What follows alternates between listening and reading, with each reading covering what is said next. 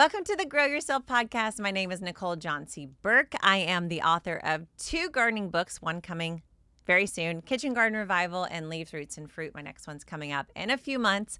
And I am all about getting you into the garden, even though you're busy, even though you've never gardened before, even though you don't have any knowledge of gardening. Don't worry, I started the same way you did.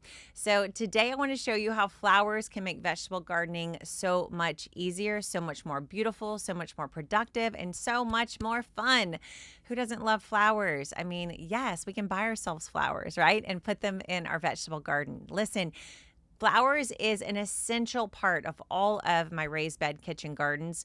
Anytime you see a garden that I put in, you're going to see lots of flowers. Not in the middle of the bed, but on the outside edge of the bed. And I always have a flower list that I pull from. And today you're going to get my cheat sheet. You're going to get my flower list. Sound like a good plan? Okay, let's do it.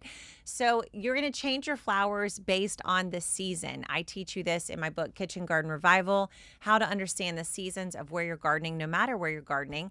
And we've got cool season, warm season, hot season. So I'm going to give you the flowers for each season. If you want to dive into figuring out what season you're in right now, check out my book, Kitchen Garden Revival. So cool season is 35 to 65 degrees Fahrenheit, around that, all right? So still a chance of frost. These are the flowers I put in right at the start of the season. So my favorites are pansies and violas. In the cold, I also love doing snapdragons and then also chamomile and calendula. So those are my go-to flowers when it's cold outside. Now let's move on to the warm season, warm and hot season, really. So this is when the temps are going to be over 65 degrees Fahrenheit, 65 to 85 degrees. No chance, and I say it again, no chance of frost. So first up, everybody's garden favorite is marigolds. Marigolds do have a very strong smell, and they do help with pest controls. The next flower that I love to use in a raised bed in the warm and the hot season is salvia. So not a big salvia, not like a big bush perennial salvia, but a purple or red salvia that is an annual. The next flower I love in my garden in the warm and hot season is angelonia. Man, this flower is a stunner. It is such a producer of gorgeous flowers. You can get yellow, you can get white, you can get pink, you can get purple. And when I was working in my gardens for my clients in Houston, you know, we have super hot, humid summers there. And I'm not exaggerating when I say we put this angelonia in May, and it would go all the way until like September, October. These flowers are a great cut flower too. You can cut them off and put them in a vase, bring them inside, and they'll just keep giving you more flowers in the garden. They're great for bees and butterflies. They have like a conical shape, little cone-like structure. Really, really pretty. All the different colors. I just planted a garden up with these yesterday, white, pink, and purple. Next up, nasturtium. Oh my goodness, this plant is a stunner. It's full of flowers. You can eat the whole thing. You can eat the leaves. You can eat the flowers. You can eat the seeds, make little capers with the seeds. And you can get a vining variety of a nasturtium or a bush variety. These are going to grow great from seed. And we actually sell these in the Gardenary seed store. And you get just this amazing like bush on the side of your bed. It's so beautiful. And here's the incredible thing. They're not just edible. They don't just grow from seed so quickly, but they also are a pest protectant. So they're what we call a trap crop. They're going to attract the bees, not the bees, the bad guys to their flowers so that they'll be less interested in your kale, your cabbage, your tomatoes. So they are what we call a trap crop. They literally like trap the bugs there rather than letting them come to your gardens. Next up are zinnias. Be careful here. You want to be sure you're getting a smaller variety of a zinnia. I think they have like Thumbelina zinnias. You want to get the ones that are a little bit more compact because zinnias can go wild and big. Next up would be sunflowers. Again, same rule applies that we have for zinnias, whereas I don't want to have the big zinnias in my raised beds. Same with sunflowers. Put the small sunflowers in your raised beds, and then the big tall ones, the ones that are 5 feet, 8 feet tall, put those in your in-ground beds. So those are my favorite flowers to put into raised beds.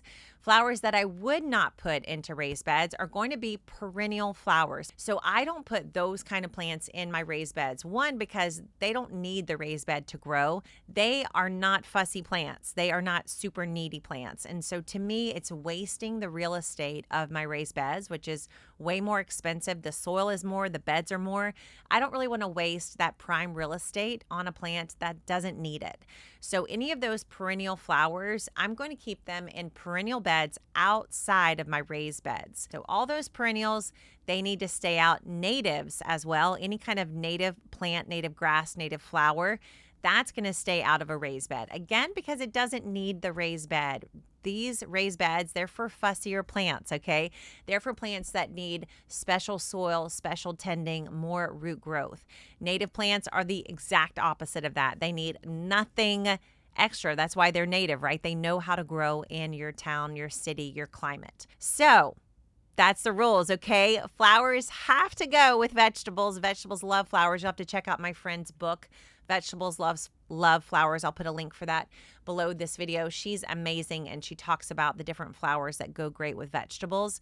They really do, but these are my short list. This is the list that you want to follow. So when you're growing in the cool season, violas, however you want to call it, pansies, and snapdragons, chamomile, and calendula. Those are my go-tos for the cool season when there's still a chance of frost. As soon as frost is past, we're going with warm season flowers like marigolds and zinnias and nasturtiums. We've got salvias, small sunflowers, and you cannot forget the angelonia. She is a stunner. So those are my favorite flowers. They make the raised bed so beautiful, so productive, protect it from pests, and it's just more fun to grow flowers with your vegetables. So tell me if you've got anything to add to the list right below this video, and then check out this video about how I plant the garden. You want to see how I lay out all these plants, especially the flowers.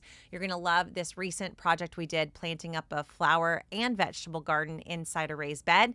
Check that out to see how I put all these things into practice. And then check out the Gardenary calendar. It's completely for free. You can get it at gardenary.com/calendar. We'll also put the link right below this video.